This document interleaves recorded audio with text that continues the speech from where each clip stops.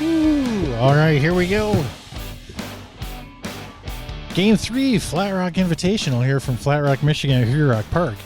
It's the Bay City Independence against the Columbus Capitals. Old friends, old foes, old guys.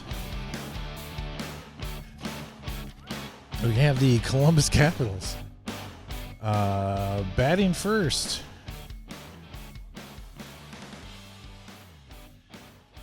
Here in the third game, Rudy Frias is going to lead off for the Columbus Capitals.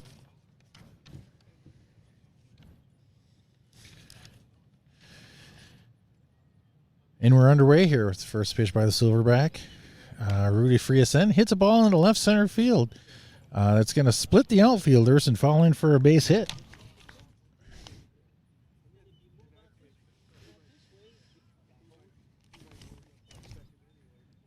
Bringing up Kobe Tools Dowdy.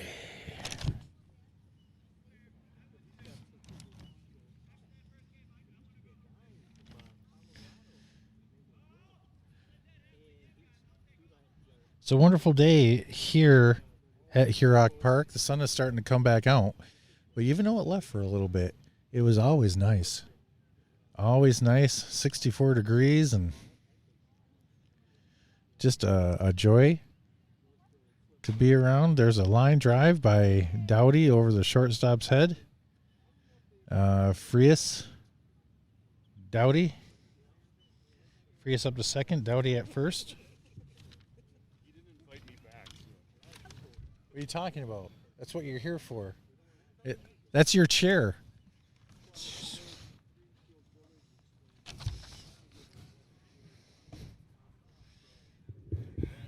Jeff Kozlowski decides to join us again as Mike Wyckoff makes his way to the...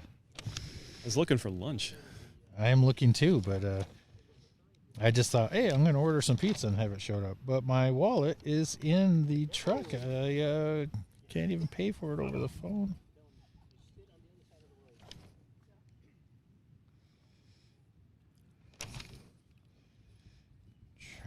Okay.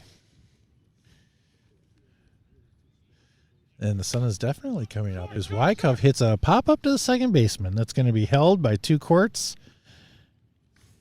for the first out of the inning. Bringing Ian Frias up with runners on first and second.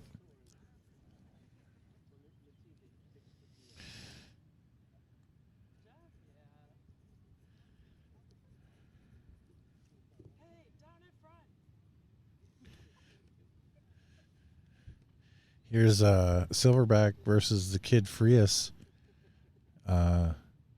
Really good friends. But I wonder how Ian feels about the pitching style of one Mr. Silverback, who is not going hard and low. Looks like he's going outside. Kind of nods in approval at some of them. And there's a pulled foul down the left field line. They were not playing Ian to pull. Left fielder was more of a straight-up situation, so... He's a hard guy to pitch against because he has power everywhere, and he can go. See there, he closed his stance on that pitch, so he can go anywhere that he wants, and he can do it for power. So.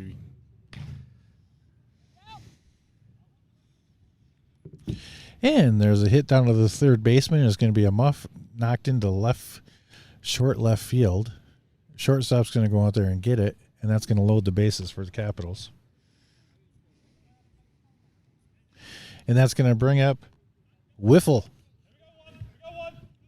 Young Mr. Hicks. Time to earn that shield.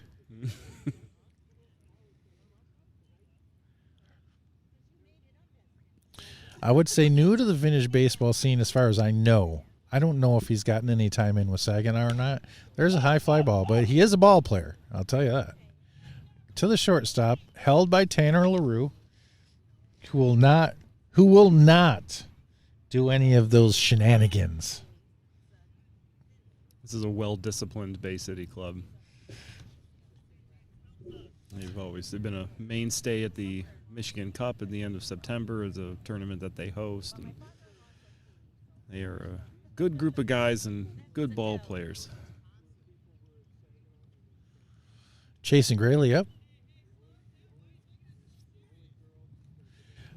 Seems there's a little bit. Oh, what? Little rainmaker, little dewdrop there. Wow. It was something. You ever throw one of those ephus? There's a pop-up to the second baseman. Got a late jump. It's going to be no man's land. Everybody's safe. You're encouraged to, vary the elevation. I remember my first introduction to it was at Gettysburg. We were facing the Mohican baseball glove at Kennett Square, and I was batting. They had threw a couple of those, and the umpire called one a strike, and I was flabbergasted. So very much a welcome to the dewdrop. Ink hits a bouncer to the shortstop. It's going to be picked up by short. There's going to be a force play at third base. I think the tally came in before. It did look like he was across. And I think you have the most official scorecard, so what you say goes. Yeah, we'll see. We're going to score them. That's 2 runs for the Capitals. And that means Wiffle, young Mr. Hicks, should lead off the next inning for the Capitals as they bring across 2, bringing up Twig, the leadoff hitter of Bay City.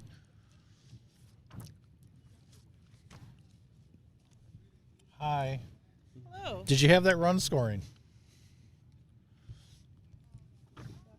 Did you have Kobe scoring on that play? Heidi Krenz is in our vicinity. What's that? Yeah, I had 2 runs. Okay. But I only had 1 out and everybody was running off the field, so. I see what you're saying. You're as official as I am. Yep. All right. Yep, exactly. Here comes Twigs, brother of the newly appointed captain of the Bay City Independence, Graham. The Parker brothers. I just made the connection. Oh. As we got the ambidextrous pitcher of the Columbus Capitals. He's going lefty this time. There's a pop-up over the shortstop's head into left field. That's no man's land, too. We've got perfectly placed hits and perfectly placed missed hits. Truly what you would expect out of a game of evenly matched teams. Both finished second in their previous matches. Or last. Kid Garcia up with Twigs on first. I haven't seen the pitcher of the Capitals change his delivery depending on his arm in the middle of an inning. It seems like he starts an inning, that's what he does. And then he might change a different inning. Do you think if he changed in the middle of an at-bat, people would get upset? They might, but I would think he should. And he's doing it now. He's throwing the right hand now. So shows what you know. Believe me, we knew what I knew before we knew it. No, I mean, if I was a pitcher and I could do it, which I cannot, but if I could, I absolutely would, because there's so many things that either as a pitcher you can't do because it's against the rules, or you can't do because I just physically cannot do it. You got to play with every tool that you got at your disposal. Yeah, there's definitely no mention of that in the rules, so it'd be hard to fight that one. Kid Garcia is going to take his second on a steal.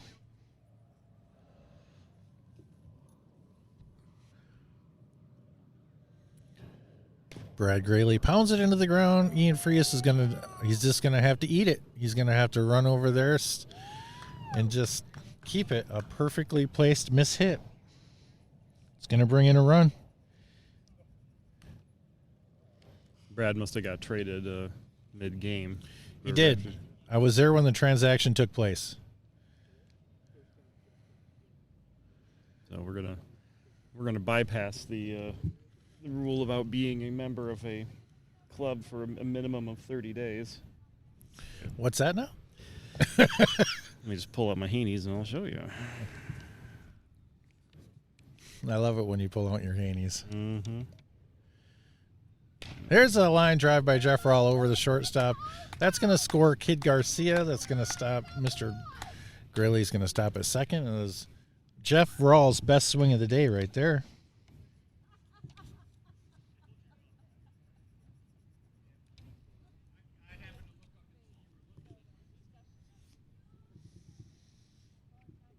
It's going to bring up Tanner LaRue. Tanner LaRue still wears these. I had a bunch of these mechanic red cloths. Had a bulk of them. So I took them in, I think, to Adam McCulley. I'm not sure. I think it was. And I'm like, hey, can you put a B and a C on these? And it happened. And I gave them out to the club as Tanner gets a single into center field. And Mr. Greeley was going to try to score. And then he changed his mind. And then he came to get thrown on at home. It was a good relay, though. Kind of hoping that nobody noticed him, and yet they made the play on him. That's going to bring up Tomcat, first and second, one out. And so he still wears that. And it gets by the catcher. That's going to move everybody up a base. And that was like 10 years ago. I mean, it's faded. It looks, but it was a deep red in the beginning of time. The sun beats down. Tomcat up the middle, base hit. That's going to score one. Tanner had to wait for the ball to get past him, so he will have to stay at third.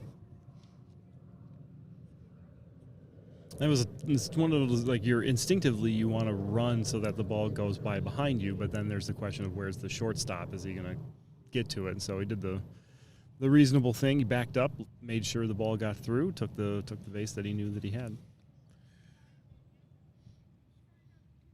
Moonlight up here for Bay City. There's going to be a steal of second as Tomcat's trying to get the run in. The old 85-foot steal. The LaRues have probably worked that magic. It's like the old pick and roll in basketball. They've probably worked that play together for 15 years now. Tomcat's going to get a second as they prevent Tanner from advancing to home. So they picked the lesser of two evils.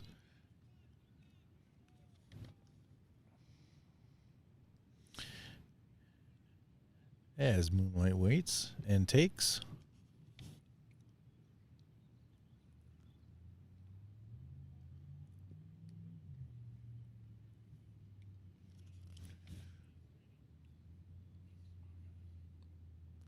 There's a hit ball to the shortstop on a bounce off the hand of Dowdy. He's going to hold it.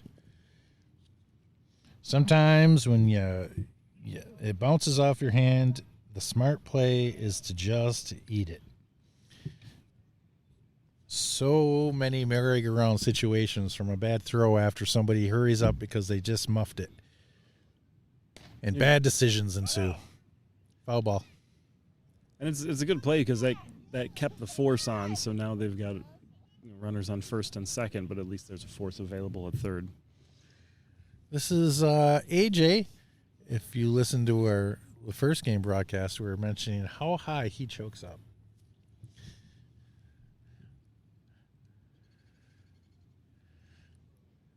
You think it's because it's the bat, or is that just his strategy? I don't know, because he doesn't seem to. And that's a foul ball. Rookie, you can tell. That's not the pitcher, is it? Did they get him? Yeah. Yeah, they did. Go ahead, Jeff. That was not a loud call there. So runner at first is put out on the not returning to the base. So again, there's no free returns in 1867 rules baseball. So once the ball settles in the hands of the pitcher, it works like a force play. Unfortunately, It was a close play.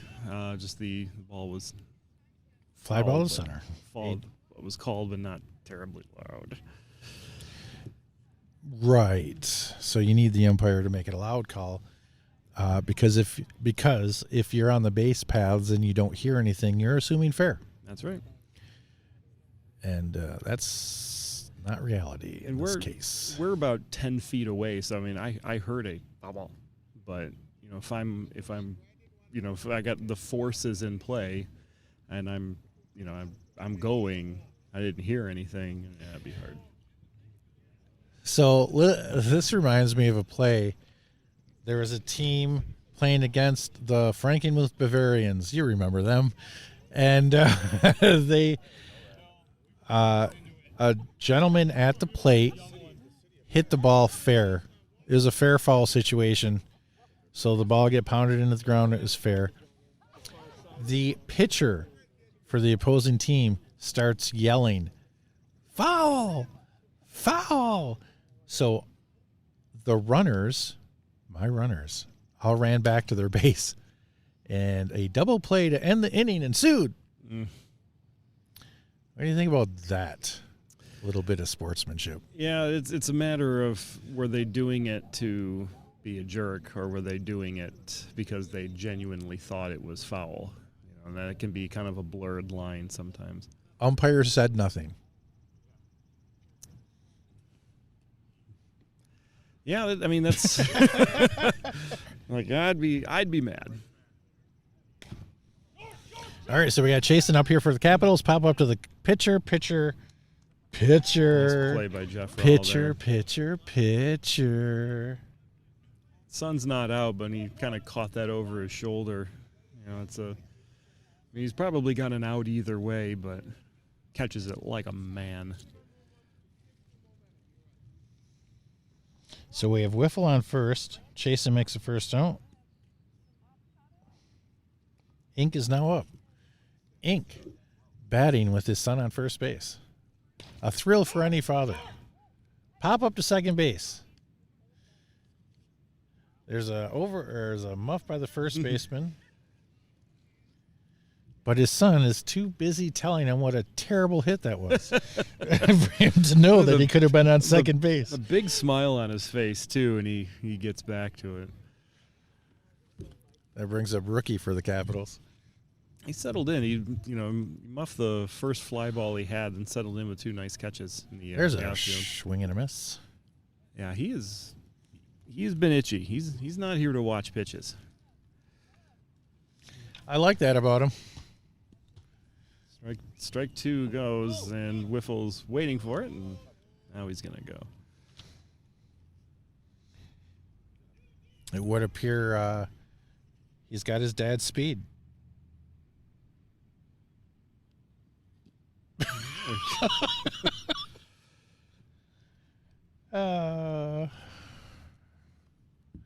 There's a high fly ball into the tree.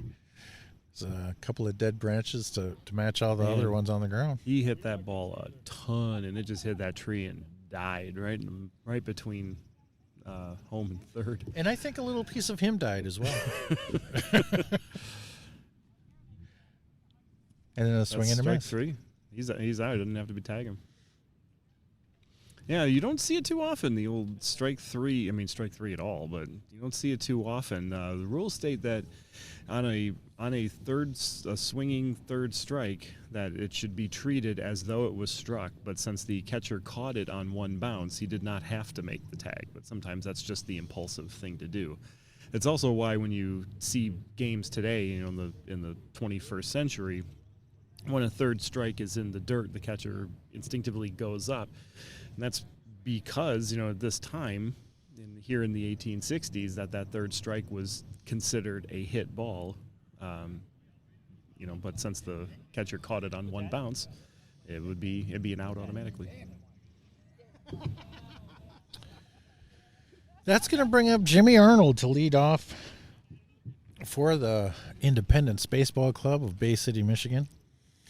If you are listening to us and are curious as to where Bay City, Michigan is, hold up your right hand, and In between the thumb and the index finger is the bay, Saginaw Bay. And right there, closer to the thumb, as opposed to going up the hill to get to the index finger, as Jimmy Arnold hits a single in the left field, that's Bay City. All right. Bay City's and has a lot of connection to water there. Bay City, Saginaw, Midland, very water based. A lot of big lumber money in Michigan there. Lumber money, yeah, the shipping industry, dead bodies, lots of stuff to do with the water in Bay City. Kayaking, murder. They do it all. They're very multifaceted. A rich tapestry is Bay City's not a one-trick pony. Come for the lumber industry. Stay for the murder. Stay for the murder. Adam Johnson, left center field base hit. His best swing of the day. They were playing him in too. They were playing him real tight, and he still found a gap there in left center. First and second, nobody out. Bay City has found some swings here against Columbus in this match. That's going to bring up leadoff hitter Twigs. Or is it Twig? It's Twig or Twigs. I've just realized I don't know. I want to say Twigs. I want to say there's an S. That's weird. He's holding a twig. And there's a base hit into straightaway center field. It's going to load the bases.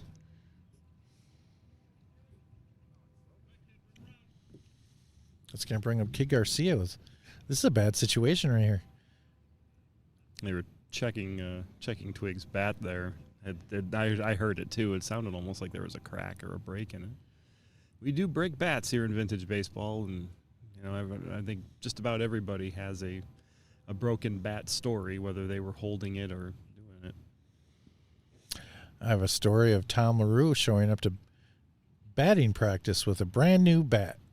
First swing. Al Garcia hits it over the shortstop. That's going to score one for sure. They're going to hold up Adam Johnson at third. Yeah, I broke one at Gettysburg, one of my own. And I remember we were playing Walker Tavern at the World Tournament, and I made a bad pickoff move, and I was so mad. And next pitch, I fired it as hard as I could, and I actually sawed off a bat. I've never seen it sawed off before. Wild pitch coming. Oh! Go back! There was a muff by the catcher. There was an advancement, in theory, going to happen, but only in theory. Good coverage there. Mike came home quick, and catcher went back and got it to him fast. So just because it's a third place game doesn't mean these guys aren't still trying. Absolutely not. These guys aren't going to not try. As there's a foul ball down way back behind first base. So going back to our point about our gentleman here being traded in mid-game, kind of joking about that, there actually is a rule, Section 31 in Haney's Baseball Book of Reference says, in playing all matches, 9 players from each club shall constitute a full field, and they must have been regular members. Do you mind? I'm trying. I mean, don't you hate it when a train comes through and interrupts a baseball game? This is Section 31. This is a big deal. How dare you? How dare you? Man, I'm not at Greenfield Village. I don't have to be nice to trains here. 3 cheers for the Iron Horse. Oh, my God. It's got the little bell, too. It sounds just like it. Everybody, close your eyes. Now they're just doing it on purpose. Just rubbing it in. There's a grounder to short. There's a throw to home for a force play. That's going to happen. That was a nice play by Tools there to get that throw home. Get that run home get the out made at home. Keep the forces in play. That's first out of the inning. It's going to bring up Silverback with the bases loaded. It's time. It's time for the big dog to eat.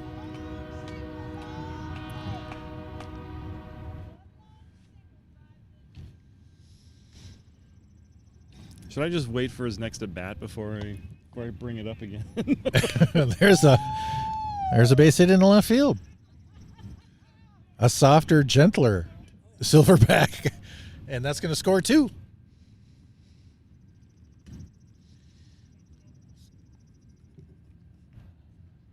Yeah, we see players that are coming in, helping each other out. I mean, it's a really nice word about the community that vintage baseball is, that we certainly don't want to see teams drop out. So if we can fill in, we will.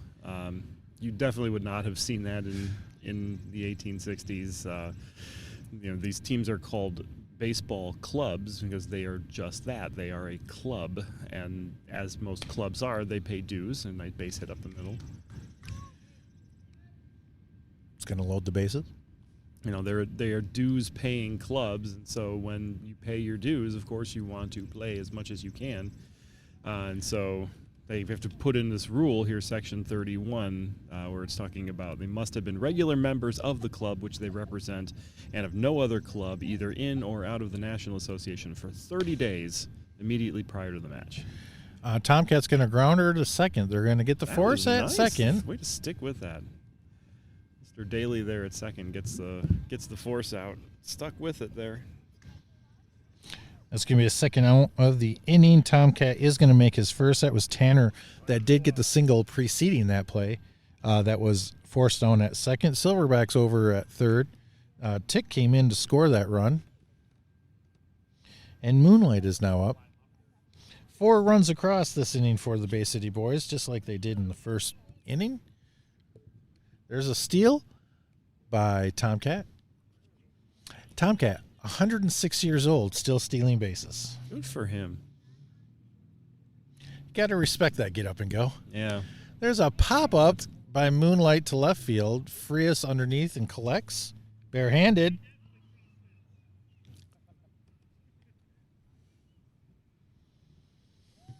And that's going to do it for the Bay City boys this inning.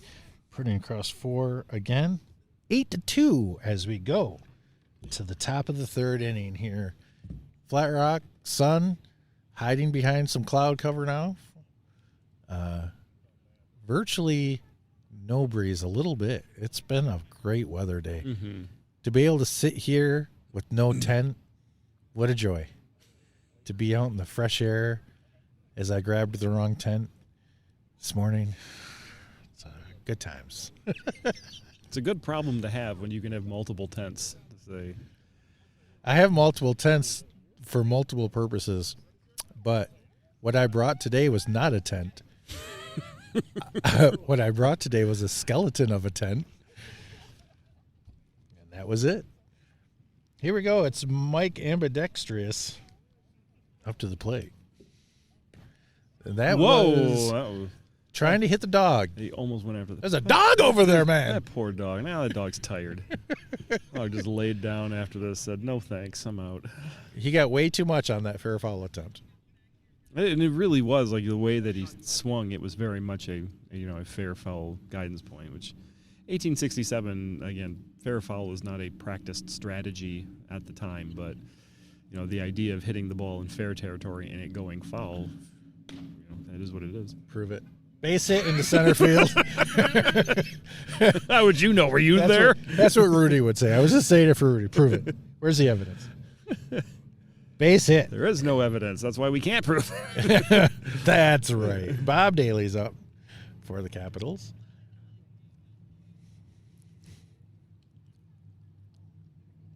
Every time I see Bob at a game, he's always such a good guy to me. He shakes hands and then immediately says, "You playing today? You want to take my spot?" He doesn't mean it. Like, Bob, come on, man. Hang in there. Bob doesn't need to play nearly as much vintage baseball as he does. Boy, he does play a lot, though, and that's good on him.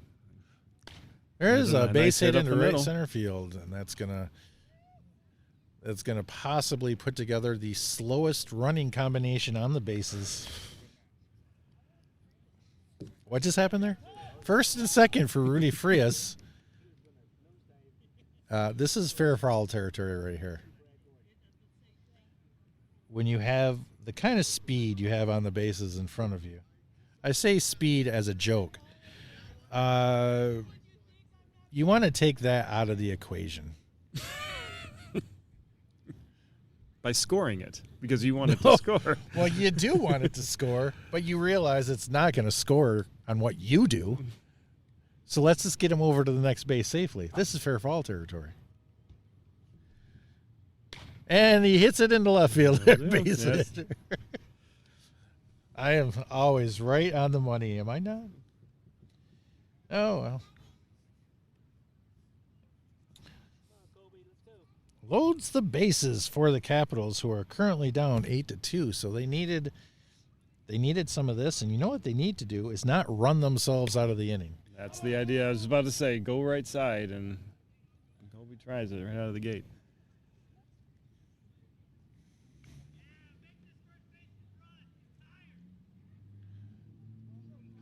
Ball comes back in. Lots of foul territory and down the first base line here at Hurock Park. Not as much down the third base line. Lots of people, lots of trees, and a river. And this is a really nice thing about vintage baseball is the character that a lot of these fields have between. Ooh, well struck into left field. Line. That's going to score one. It's going to get past. No, left it's going to score one. What are you doing, Bob? There comes the throw into home. They're going to cut it off. Oxygen. He said, I'm going to need more than that. Mike and Bob come around to score. Rudy Frias takes his second. Kobe takes his first. Columbus Capitals kicking up their heels. Mike Wyckoff up to the plate. He's had a couple of really good swings today. Silverback's a good pitcher, and that's down the right field line. That's going to be foul. He had a chance. I'd say Garcia was hustling for it. And one of the things you notice with Silverback pitching, I mean, the rules state it's got to be, the elbow can't be in, so it's to prevent side arming. But Jeff is able to get a lot of speed on a pitched ball, even the way his angle of his arm is. There's a fly ball in the center field. It's going to fall in for a hit. Everyone's going to move up one. Rudy's going to test him. He was going to test him. He would have lost. Goes back to third base. Base is loaded now for the Capitals. That's the wise decision there. You got Ian coming up. Put him in with bases loaded. Rudy's giving him all kinds of line. Oh. Rudy's on third base, but he's standing in the equivalent of where a coach in a coach's box would have been.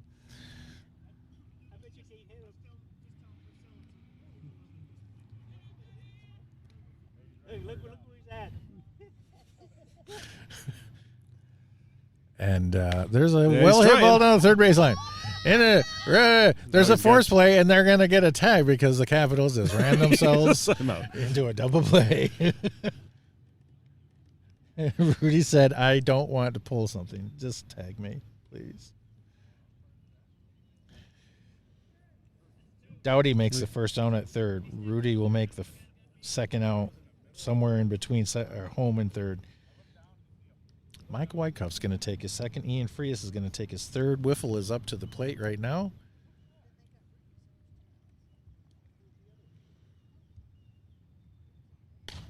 That's a nice hit. Nice hit to left center. And that's what you're looking for out of a nice young ball player. Just an easy, did not overswing. Right where it needs. I'll tell you, the center fielder for Bay City has got an arm and is not afraid to show it off either. I can't tell. I think that's Twig out there. And he's not afraid to show it. Show it. Show it. I'm sexy and I know it.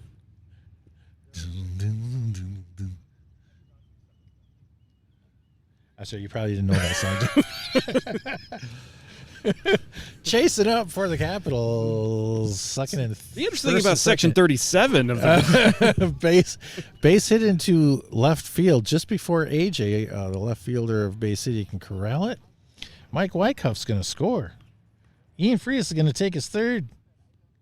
Wiffle takes his second. Jason takes his first. Base is loaded. 3 runs in, 2 outs. And who else would you want on the present Columbus Capitals roster, ever changing as it is? Who else would you want to come to the plate in this situation?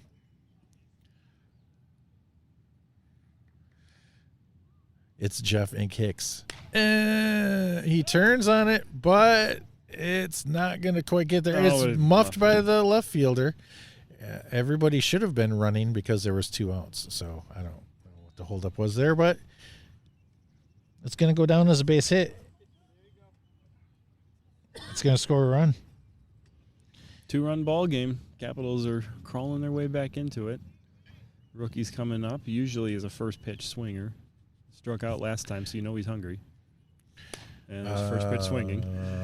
It is high. Way too high. Way too high. It is held. Well, he's got it. He's put it away. Capitals do some damage, though. Capitals bat around and bring across 4, making this 8-6.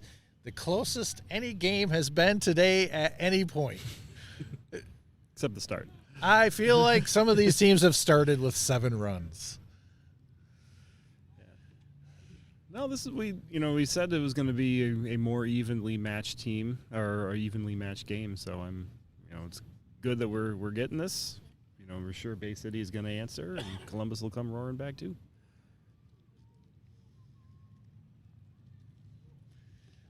The artistry. Oh yeah, I'm down to 16%. Okay, I'll get you next time. I got it in my phone. Artistry. I don't know. Another art reference there. Yeah, it's some sort of theme going today. I'm just trying to keep it going. We got AJ leading off for the Bay City Independence, the left fielder today. It's a long fielder. It's a good theme. I say if it ain't Baroque, don't fix it. Well, I don't know what that was. I don't know what just happened. I don't think he hit it with the bat.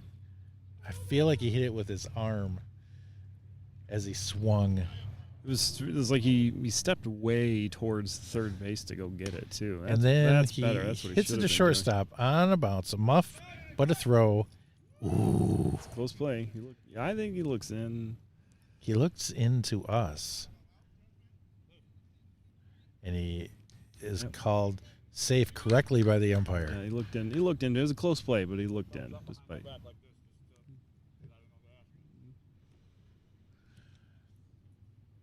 Jimmy Two Carts Arnold up for Bay City Independence.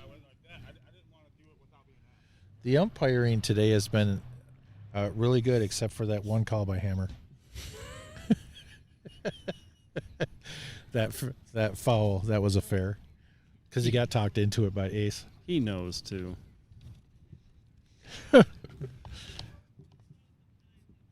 Yeah, the Flat Rock has been umpiring the last couple of games here, and actually by the rules of 67, Section 33, in fact, all matches umpires shall be selected by the captains and shall perform the duties except recording the game, which shall be done by 2 scorers, one of whom shall be appointed by each of the contending clubs.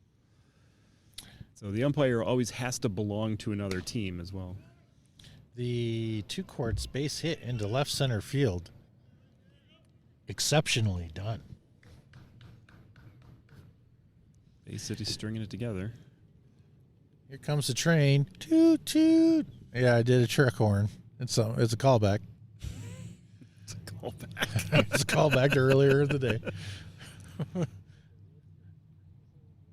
And there's a foul tick, but the catcher's much too tall to make a play on that.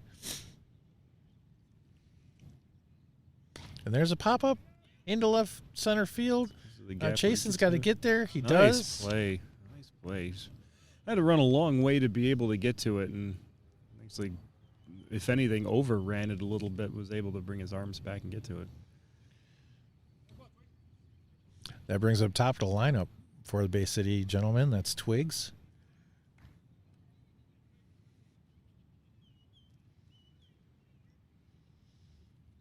Or Twig.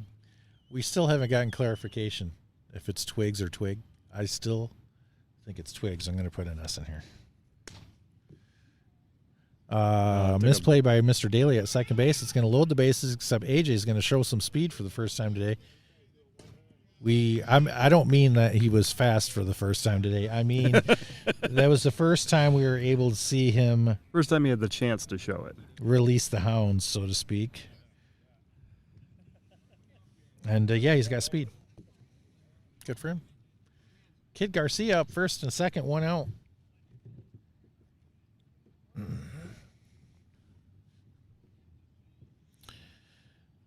Kid's a longtime member of the Independent Baseball Club. I remember seeing him in some of my earlier years.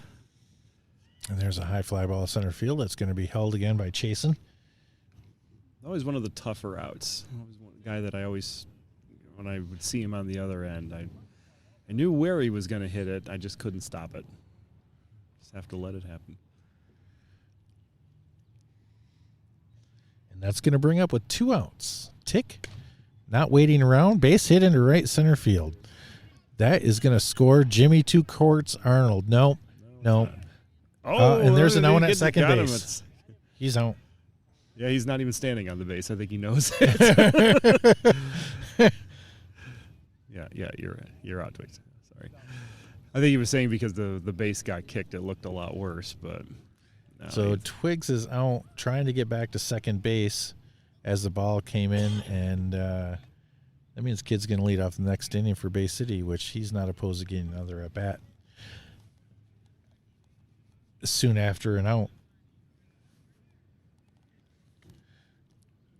It's one of the nicer things about 1860s baseball here that the last out is literally the last out. It's not who was batting when the last out was made, is truly the last out. So you could, as we always like to, when we're describing it, you can get runners on the first 3 batters can get on base. Batter 4 strikes out, batter 5 strikes out, and batter 6 comes up and forces out batter 1 at home. That means batter 2 comes in and bats first. So, interesting little unique characteristic about our game. And that's going to bring up Mike P. of the Capitals. Ambo. There's a pound Drills directly into the ground, and there's a throw over to first base. He's going to be out. Now, he meant to do that, but we have seen a skadoodle of balls hit directly into the ground today. Mm-hmm. That ground has got to be soft. Truly a skadoodle, in fact. Truly a skadoodle. That's what I'm saying. You say skadoodle, and I agree with you, as I say skadoodle. Speaking of skadoodles, Bob Daly's up. Transition. Man who's been skadoodling around the bases. He skadoodles like you've never seen. God. Skadoodle rhymes with noodle, and I'm hungry. Throw over to first from the shortstop position. Mr. Daly is out.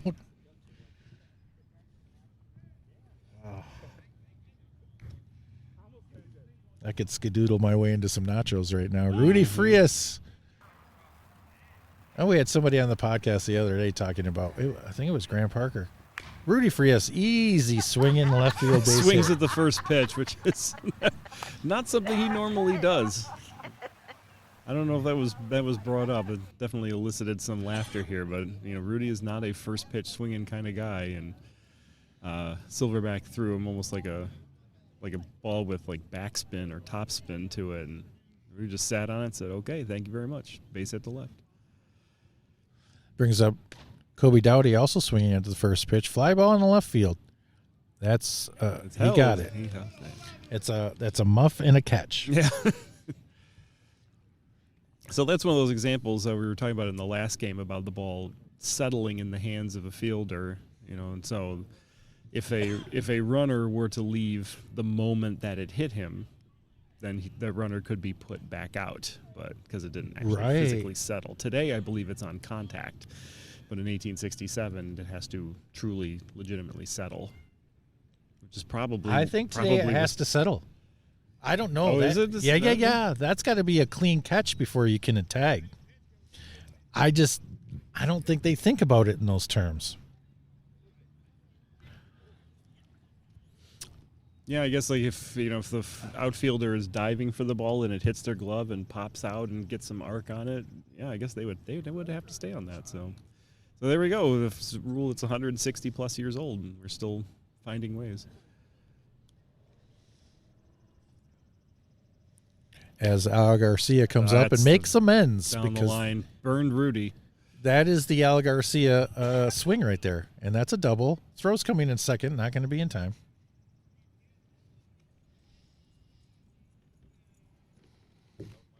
And now you can forget about the out you made. See? It's going to bring up Tick. 9-6. Bottom of the fourth inning here. Hurock Park. Bay City Independence versus the Columbus, Ohio Capitals. Flat Rock Invitational. 19th century vintage baseball.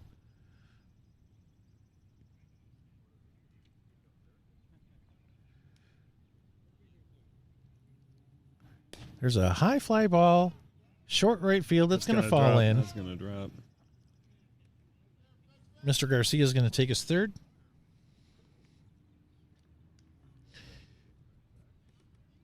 And the hits that were not falling in for Bay City in their first match of the day are falling in their second match. And that is the definition of baseball. Baseball gods are funny sometimes. Silverback up, 2 men on. There's a high fly ball settled underneath by Frias. He's going to catch it with his bare hands. He's going to get it in. The sacrifice fly was in effect. It's going to play to run. If you could pick up the growl that Jeff Rawl laid as soon as he hit that ball. It's one of those, like, as soon as it was a good pitch and he just got a little bit under it and you hit it to an outfielder that you know is going to catch it. But statistically, we're not going to count it against him. A fielder you know is probably going to catch it. Come on. Probably. That was a good way to go with that. There's a base hit in the center field by Tanner LaRue. It's an intentional slide into second base. Tick must have slipped on a molehill there. It must have been You like some of these dandelions that are getting a little too tall. Maybe that was what it was. I love your optimism about people. Tomcat LaRue is up right now. And there's going to be a soft hit over first base. It's going to fall foul. He did not get to it on the bounce. Rudy Frias currently playing left field. If he takes note, there's a family of 3 in center field, so he might be aiming for center field next at bat. He is a magnet for strollers. Tomcat LaRue swinging right center field base hit. Nice right center field hit. And that is gonna. Oh, he's coming. Undecided again. You know, the funny thing about Brad is he's got 1 speed. So even when distress is happening on the base paths, the acceleration does not happen. It's just, this is my speed. So I'm going to decide to go this way or I'm going to decide to go that way. But that's what it is. Take it or leave it. That's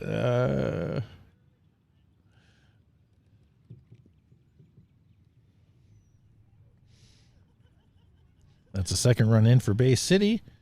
2 runners on for Graham Moonlight Parker. Graham's got double bandanas. One in the back pocket, one hanging out the Remember front. earlier when I made the Parker brothers joke? Mm-hmm. I'm sorry.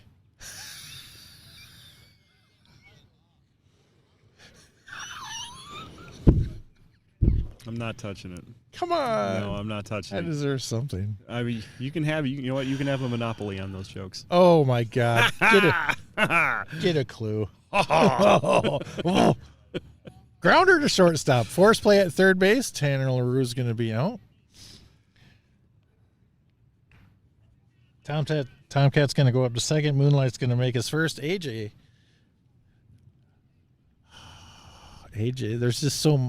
there's so much going on here. So much potential. And then that. Foul out to the catcher. Catcher muffed it. He's still alive. I have seen terrible swings followed up on the very next pitch by a very good swing. Like, I have seen mistakes followed up by really good plays. This guy is a roller coaster. There's a pop-up to the pitcher. Mr. Wycuff settles under and catches it with his bare hands. Third out of the inning. Bay City's going to put 2 on the board, making it 11-6, headed to the 5th inning. It's nice to hear some birds chirping. Sometimes you can pick up the sound of the raging river, as it were. There's a lot of people out there in their bicycle uniforms. I wouldn't be caught dead in one of those, by the way. You're not a biker? I'd be caught. Yeah, you'll see me on a bike, but you'll never see me in one of those outfits because I have more respect for people than that. As Mr. Wycuff comes to the plate.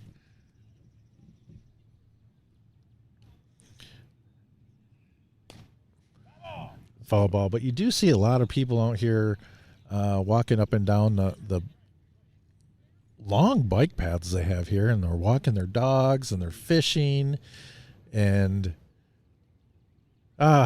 summer's back, dude. It is. It's really nice to see like a commitment to to doing programs within the city and bringing people in. I mean, it helps the local economy, and it hopefully raises more awareness of the program, and you never know, when you do sorts of things like these, you might find your next outfielder. There's a fly ball at center fielder. Didn't have to move very much. Settles under. Caught it with his bare hands.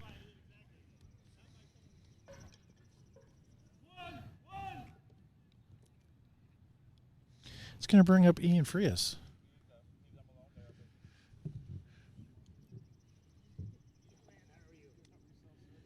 And my dealer just came through. My dealer?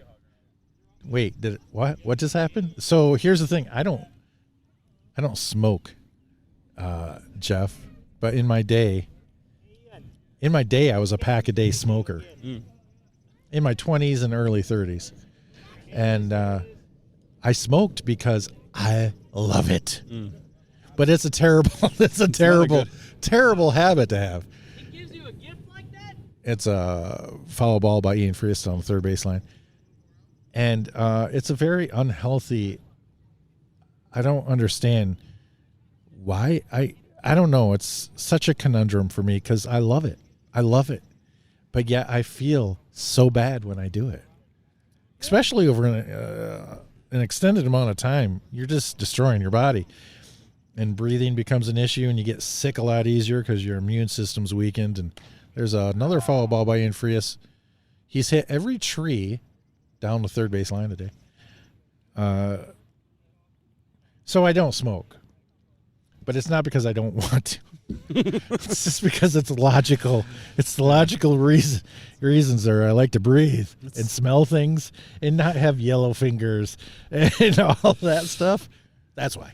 Yeah, you're paying a lot of money to do terrible things to your body, I suppose. But Flash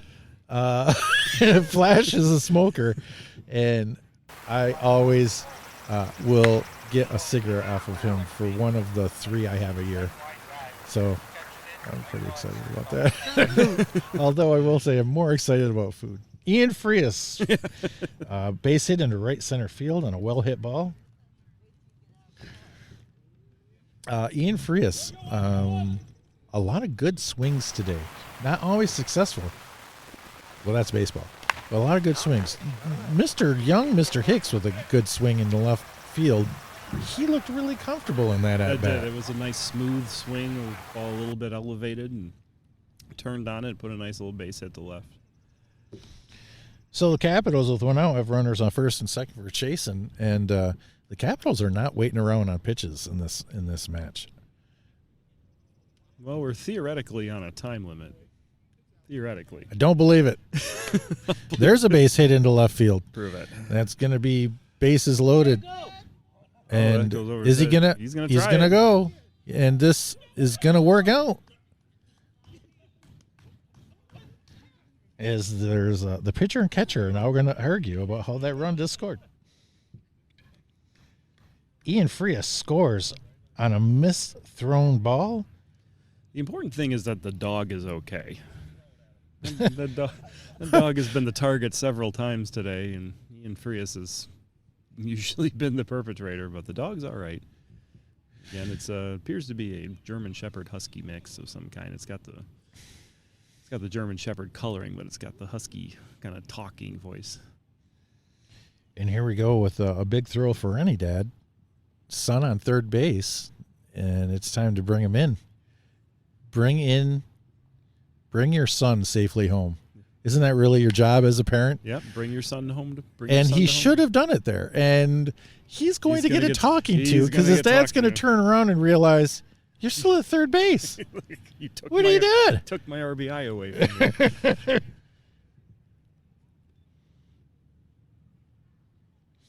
First pitch. Bases loaded he for the left rookie. the first pitch. And he did not swing at the first pitch. He left the first pitch a little bit belt high. If he'd have thrown it higher, he would have swung. He likes the high ones. I'm getting criticized. Is that an insult for being smart and organized and prepared? How dare you? That's a high pop-up. We've seen a lot of that out of the rookie today. It's going to be handled by Tanner.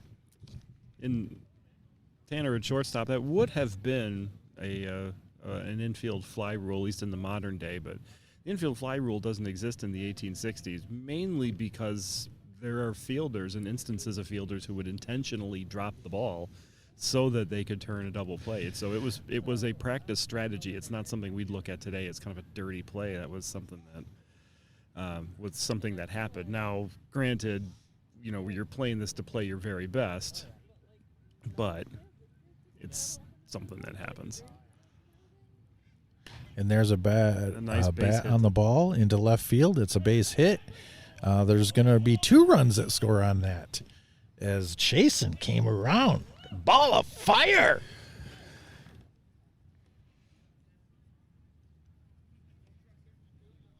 Ink's going to take a second.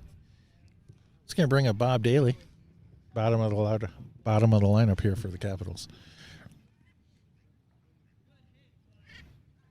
It's going to make that score 11-9, just as predicted. That's going to be a base hit, and that's going to load the bases unless Ink has decided to stay healthy. Got the top of the order coming up here. You got to, it's always one of those things you got to know who's coming up behind you, and does it make sense to make the effort to try to score, or do you just want to hold up and let your leadoff man? But in that moment of thought, is that really a thought that enters people's mind? I know it's common sense and it makes sense to you sitting here saying it, but you're not thinking about that in the moment. In the moment, no. You have to think about it before the moment, that this is something that could happen. Ooh. Error by Hicks at third. Hits his teammate. Luckily in foul territory. How many errors are you going to make for all these teams?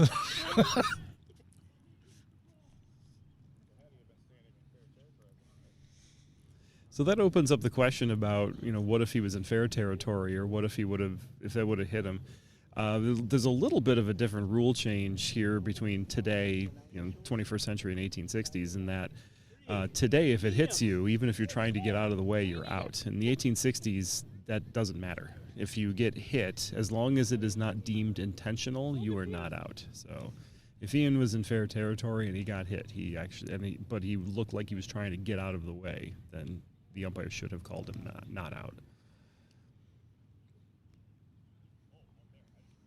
But he was in foul territory anyway. So. Base hit in the center field. Everyone's going to move up a base. Ink, you okay?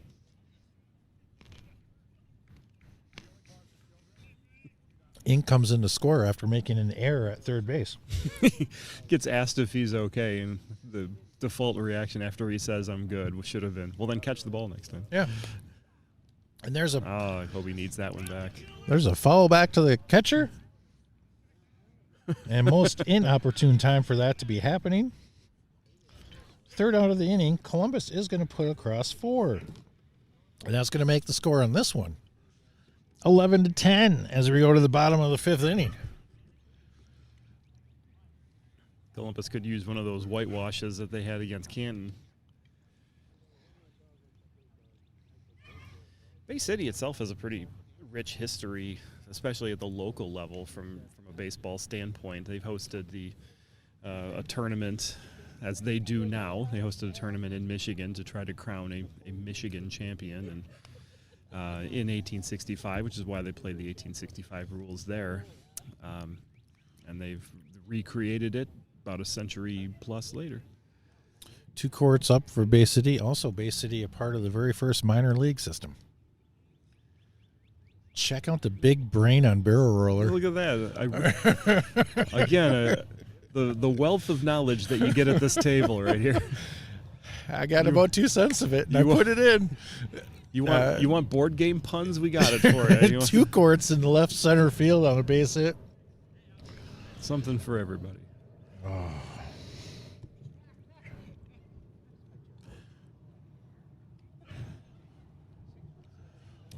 They host this tournament, or at least they hosted it in the 1860s, because it was not like universal who would be your like the best team in the country, since they aren't necessarily strict organized leagues, and so there wasn't much to stop a team.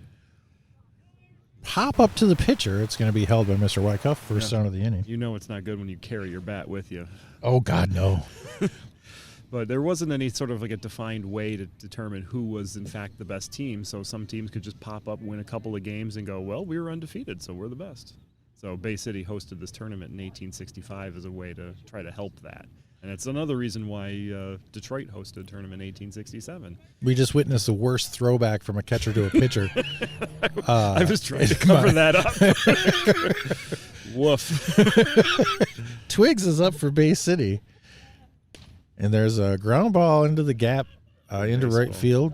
Or not into the gap. I guess it's the gap between the first and second baseman. I know what I meant. I said what I meant. It's not right. It's not how I should say it.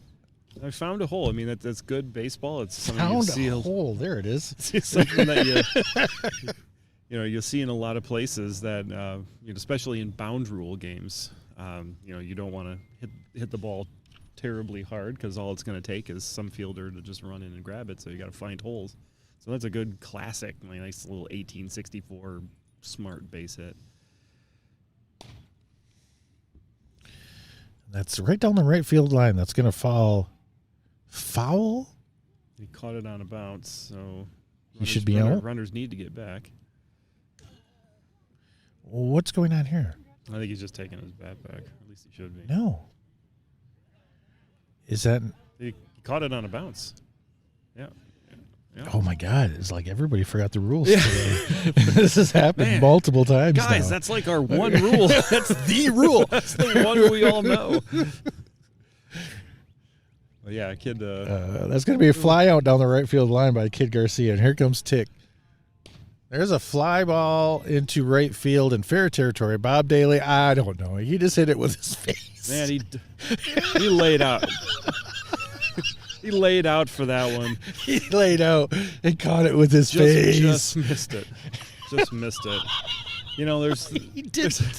There's a lot of wind circulating around here, and it's going to be tough to really try to figure that out. But good. I commend a family man like that for putting his body in front of the ball like that. Oh, man, that's like the third face shot we've seen today. We got bad rules. Bad information, bad faces, it's shoots and ladders. It's early. I shoved it in there. It's yeah, that joke kind of went kerplunk on that one. I'm trying. Whoa, whoa! Don't treat me like I got cooties. That was not good either. Jeff Rawl into right field, caught by the right fielder like an ice cream cone that's not licked.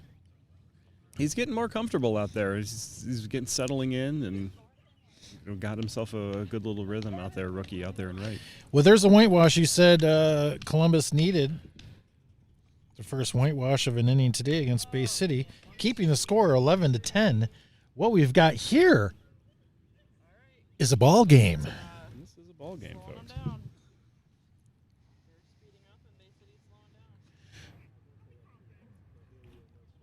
That reminds me of Days of Thunder. I'm not going faster. Everybody else is slowing down. Everybody else is going slower. My wife just sent me a text asking me where I'm going to eat. I don't know, man, but Anywhere. just push something in front of me and just Mike Wyckoff leads off for the Capitals. There's a pop-up down to right field. A busy time in the last couple innings. Could definitely use one of those nice trays of Bay City fried chicken that we usually have at the Michigan Cup. Oh, do they still do that? Yep, they did last year. Oh, they used to get it from Kroger's. Phenomenal. Yeah. My wife has stories of after the Cup, me being intoxicated, and Jamie Johnson would give. Oh, back to us. That's a foul ball. Giving everyone chicken because there's so much left. So everybody's getting bags of chicken and everything. And so my wife would be driving home because of my intoxication, and I'd just be sitting there eating chicken, throwing bones out the windows. Just couldn't get enough of that damn chicken. It's so good. It really is good for the ride home, though. I'm never I don't drink while I'm there because I got a 2.5 hour ride home back, but I definitely have road chicken. Yeah. Have you ever heard of road chicken before? I think you just invented something. I just coined it. Yeah, it's road chicken. Patent pending. Patent pending. This game's got it all. There's a pop-up into left field to AJ. He gathers himself and... Right through his hands. That's one of those you got to take a couple of steps back and just catch it right in front of you. It looked like you tried to kind of pass it off to the side. Unfortunately, it went right through his hands. Just stand there. Looks like Jeff's getting tired. I just CrossFit. Tell by his size of his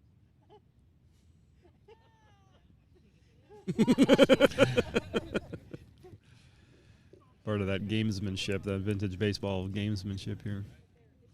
Ian Frias up for the Capitals. Hitting to right field. That's going to be down. fair. That'll be a fair ball. And Mr. Wyckoff is taking his third on that. No throws. Getting back into the pitcher. First and third for the Capitals to start off this inning. Bringing up Wiffle, who looked very comfortable in his last at-bat and swinging on the first pitch as well.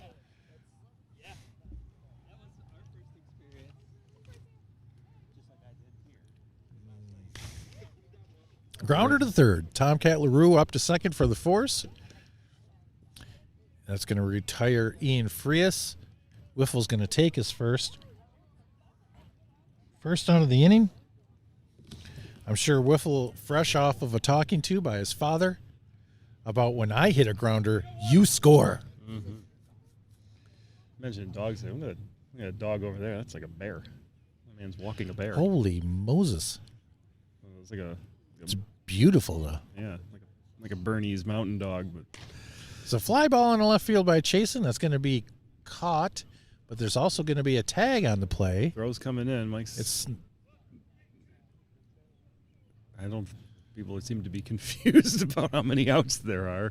Mike's just kind of wandering back.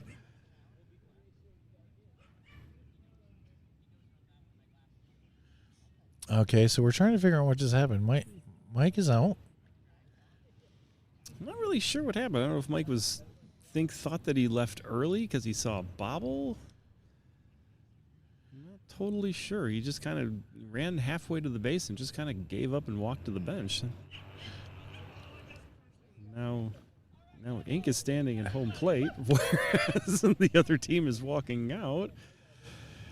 I'm confused. Chasen hit a fly ball on the left field. That is caught. Mm-hmm. Mr. Wyckoff is at third base. He tags. Looked like he tagged. It was legit. I was watching him. Yeah. He was fair. Takes about 5 steps and takes a right turn and starts walking towards the bench. There's only 2 outs. So everyone at this point is now confused. Mm-hmm. So he's pointing back at third base. We don't know what he was saying. He eventually gets tagged for the third out of the inning. He could have went back to third base at any time during this discussion, and he just kind of gave up on it. I think the only real explanation that we have here has something to do with sports gambling. Are you getting paid? I'm starting to wonder if there's This reference to covering the spread brought to you by DraftKings. How is there a sponsorship that I'm not getting anything out of? Tanner goes down and gets it and serves it into right field. It's going to go over there on a hop, and it's a base hit. Really went with a pitch on that one. It was one that was coming kind of low and outside, and he just went the way that it was. Took it to the other side. It's going to bring up Tomcat. That's a foul tick, but there was two Got it bounces on back two to the pitcher. bounces. 2 bounces. It bounced twice. You can keep playing Tomcat, yeah. Yeah, that's one of those, like, you feel embarrassed that you even did that. And then Swings to the next one, and left field line, Rudy Frias over there. No. it's over his head. Misplay. Big time misplay. An error on so many different levels. And the police are coming. I don't know if they're here to push that dog along, but Tanner. We have first and second for the Bay City boys. so we got LaRue brothers, we have Parker brothers. It's a very, very family oriented. We've got Frias We brothers. got Frias brothers on the other side. We've got the Grayleys, father and son. We've got the Hicks, father and son. I know Doug Newbecker's son plays once in a while. Oh yeah, Doug. And then there's you and I. And there's AJ. I don't even know who he belongs to. There's a good chance he's somebody's son or brother or something. There's a good chance. And there's a base hit, base nice. hit in the left field. Moonlight had a good swing there. Also, there's, I wonder how many families we go across. There's Grizzly Hall, who's not here today, but his cousins play on Saginaw. God, what's her last name? The infielders. The father and son combination. The reason they keep winning these damn things. I don't remember. And very, very family oriented this program. I thought you'd have the answer, Jeff. What? Oh, I'm sorry. I tuned out a few minutes ago. Wow. I was too busy thinking about the bear. That hurts. The Bear, one of my favorite TV shows. It was incredible. It's too bad the writer strike's happening. It's Yeah, that's true. delaying my second season. AJ pop up into left field. Rudy Frias playing it. has to take it on a hop to get the force play at third. If there's a misplay. Goodness. Nothing's happening. Tanner's going to score. Tomcat's going to make his third. Moonlight's going to take his second. AJ's on it first. And 2 courses up. Bases loaded. Like a baked potato, which I wouldn't mind right now. That would be good.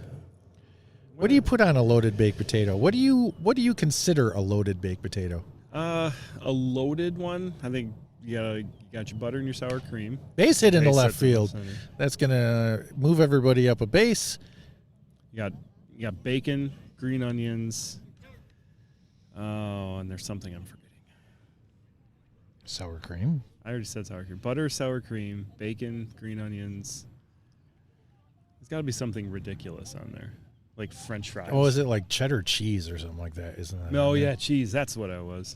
Yeah, French fries. Cheese. On a I don't loaded know. baked potato. I don't know where you're from, Jeff, but we don't exactly consider cheese ridiculous. There's a base hit by, and no, right to Kobe Doughty. Actually, he comes up with it. They get the force at second. I believe they missed the tag at first. A run scores. There was a lot going on. Wow, Adam Johnson ducked a tag at first. He was out by all rights. Ducks the tag. Moonlight scores. AJ scores. There's a force play at second for the first out. Train takes his first.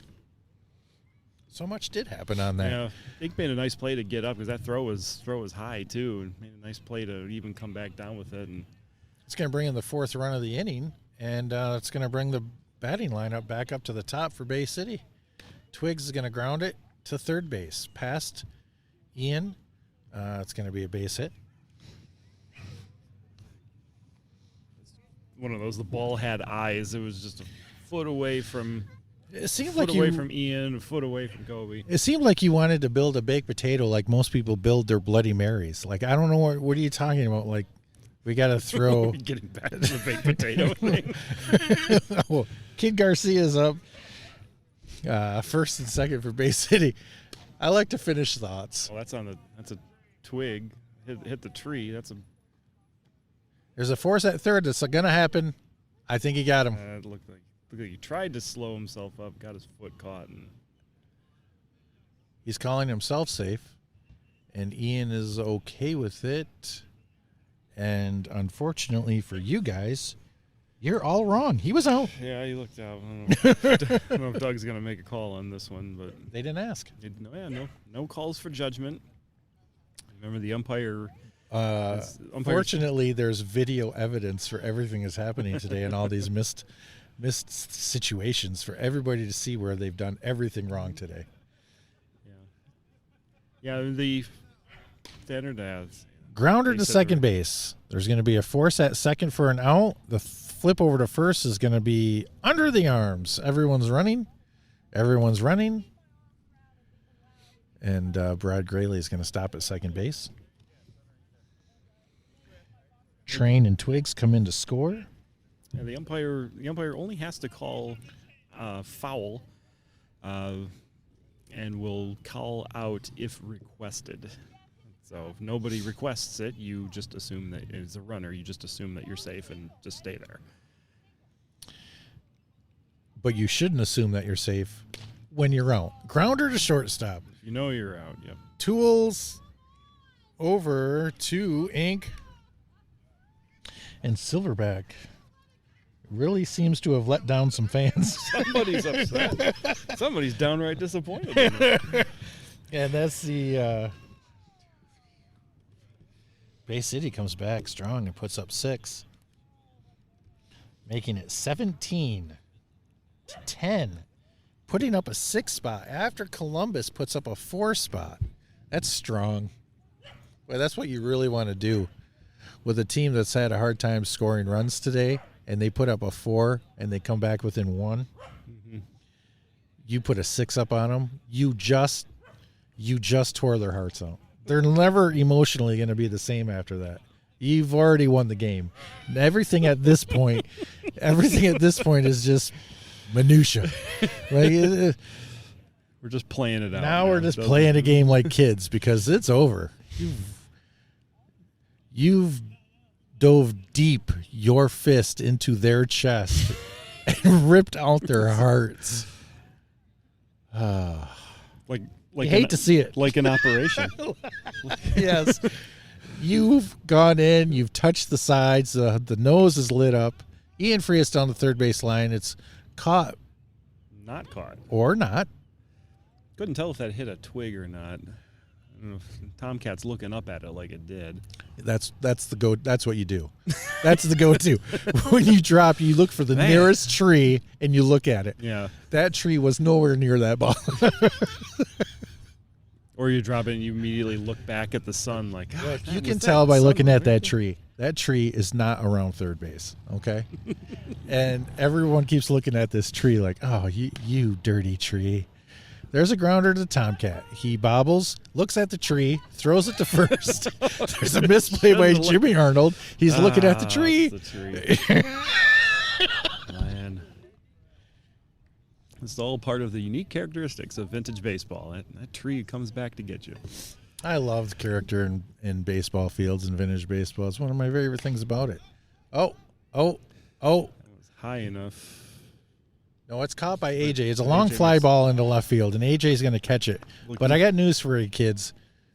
Ink's son can hit, and he looked comfortable again on that. And when he gets a little more comfortable, you've got another Ink on your hands. Yeah, that was high. That was deep. You know, AJ was playing him deep and looked really comfortable settling in with that. But that was a nice play all around there. So you're saying AJ looked comfortable, AJ which means he's going to look like a train wreck on the next play.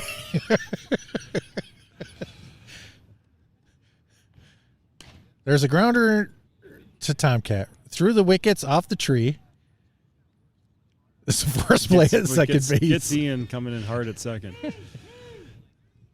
Kudos to anybody who stands at second base while Ian Frias is coming in full steam and stands there. It's kind of intimidating. Especially when you got a guy named Train standing there, like you know one's coming at you too. Choo choo. And here comes Ink. There's a steal attempt by Chasen and successful. Graham didn't look like he got very good footing on that. Finally got a chance to make a throw on a steal. And Ink hits it to right field. That's going to berm. Right. It's going to go up the hill. On its way to the grandmother's house we go. And Chasen is going to score on the double by the elder Hicks.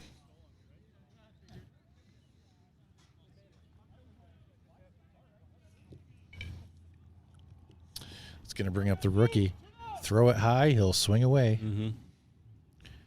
Oh, he went down, got it, base hit in center field, and swung away. See, well, I mean, he swings good. it's a really smooth swing. Yeah. Is this too much? Never. All right. Jealous. The other one's jealous. That's going to bring up Mike P. We were just visited by Jonathan Laura of Flat Rock, my dealer, as we talked about earlier. God, what happens if he quit smoking? Because now I'm all excited. Everybody, by the way, should quit smoking. Yeah. This is a public service announcement. There's a fly ball into right field. Over the second baseman's head. It's going to get down. Ink's going to score.